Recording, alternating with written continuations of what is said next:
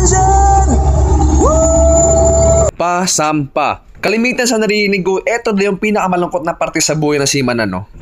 Kung may jowa o asawa ka. Pero sa tulad na yung mga single, it's just a normal day, amigo. Kasi isipin mo, sa lupa ka, wala ka namang ka-date, walang ka-holding hands. Sa barko, ganun din. Di mas pipiliin ko na lang sa barko, di ba? At least dito, wala ka mang kaano-ana, may dollar ka naman. So tara, samahan niyo ako sa aking pasampa vlog. Pero syempre, bago ang lahat, balikan muna natin yung mga ganapan bago tayo sumampa, no? Let's go!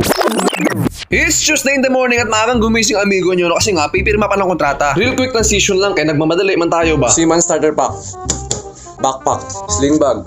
Let's go. Contract signing, baby. 2 weeks after nung bumaba ako sa last vessel ko, tapos nag-upload ako ng medical na vlog ko, ano, madaming nag-comment doon na, amigo, pasampa ka na agad? Di ba kakababa mo lang? Well, di ko na masyadong ma-recall, ano, pero I guess mga 1 week pa lang siguro after kong bumaba, tinawagan na agad ako ng office. Sabi, urgent daw. Actually, nagdadalawang isip pa ako nun pero ika nga, once na yung opportunity na yung lumapit sa'yo, aba, grab mo na agad. At nandito na nga tayo ngayon sa office namin, at waiting niya lang tayo na tawagin para ibigay yung mga documents, and then contract signing na din, syempre. Documents mo ngayon lang ibigay? Documents. Wala, mouse. Tumayat na ako kakahanap kasi sa'yo pala. Passport, Seaman's book. At ayun amigo, sa pangatlong pagkakataon meron nakakilala sa akin. Hindi ko lang natanong yung pangalan niya. Pero kapag napanood mo tong video amigo, shoutout sa'yo. Sabal ka ba? Sabal ka?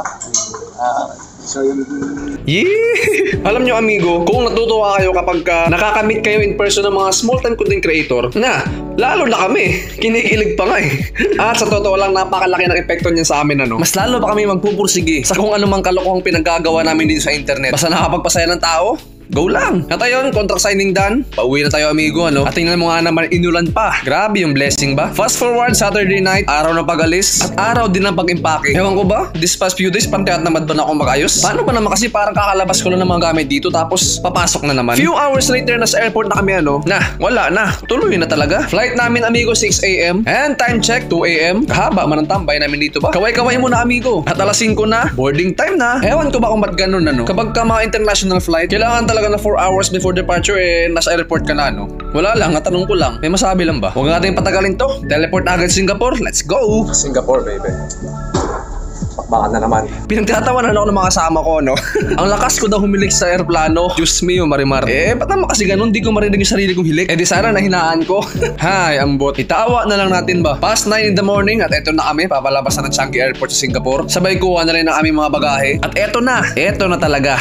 Alam nyo, kasama sa bucket list ko, in 5 to 10 years, makakapunta ako Singapore, hindi para mag-join ng barko, kundi para magbakasyon. Mangarap ba? Kaya libre lang man. Diba? Antay lang kami ng service boat, tapos diretso barko na kami, ano.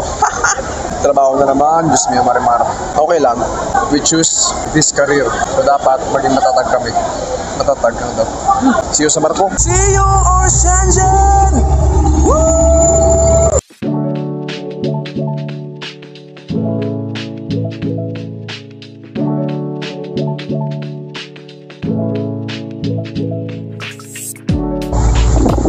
Let's go!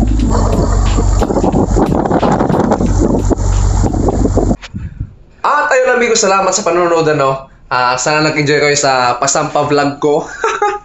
Sorry, medyo natagalan kasi medyo busy pa sa work dito sa barko, sa mga first and second day ko. At bago magtapos ng video, pa-shoutout nga pala kay Nemi Diligero, kabatch ko sa college sa PMI. Shoutout sa'yo pre, salamat sa suporta. At ayun lang, once again, salamat amigo.